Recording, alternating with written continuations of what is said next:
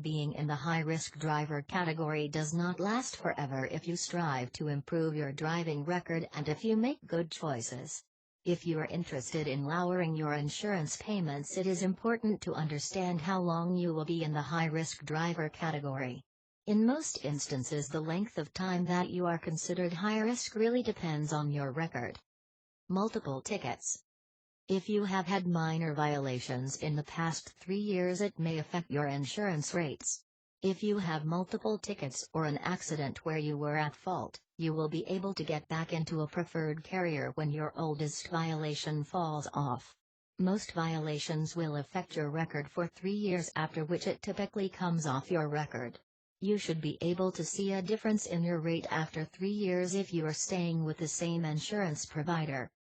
It is always a good idea to ask your insurance agent to provide you with dates of all your violations. You can also switch to a preferred carrier the day after your violations come off your record to save money instantly. Keep in mind that most insurance companies have similar policies. However, some insurance providers track tickets and violations within the last 2 years. If you have multiple tickets or violations, the term is usually 3 years. No prior insurance. If you did not carry insurance for a period of time, chances are that your insurance rates will be higher. It is important to consistently have car insurance because there are surcharges if there is a lapse. In case that there has been a lapse in paying for car insurance on your record, your rates may be higher for up to 6 months. If you obtain a car insurance policy, it is in your best interest to keep this policy for at least 6 months. If you switch or discontinue your coverage, you will have to start your 6-month coverage over. Switching insurance carriers is still a possibility within the initial 6 months, but you will be required to show proof of insurance coverage by providing the declaration pages. Major violation. Major violations can affect your insurance rates up to 5 years with some insurance providers.